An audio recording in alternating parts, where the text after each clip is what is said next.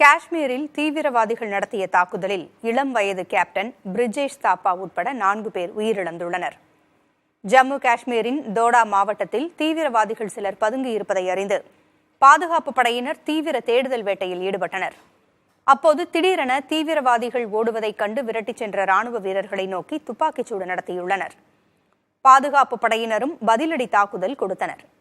ராணுவ கேப்டன் உட்பட 4 பேர் படுகாயமடைந்த நிலையில் மருத்துவமனை கொண்டு செல்வதற்குள் உயிரிழந்தனர். இதைத் தொடர்ந்து அப்பகுதியில் பாதுகாப்பு படையினர் தீவிர தேடுதல் வேட்டையில் ஈடுபட்டுள்ளனர். தீவிரவாதிகள் நடத்திய தாக்குதலில் உயிரிழந்த வீரர்களின் பெயர்கள் வெளியிடப்பட்டுள்ளன. அதன்படி இளம் வயது கேப்டனான பிரிஜேஷ் தாப்பா, டி ராஜேஷ் பிஜேந்திரா, அஜய் ஆகியோர் உயிரிழந்தனர் என்று ராணுவம் அதிகாரப்பூர்வமாக தெரிவித்துள்ளது. வீர மரணமடைந்த வீரர்களின் குடும்பங்களுக்கு மத்திய அமைச்சர்கள் இரங்கல் தெரிவித்துள்ளனர்.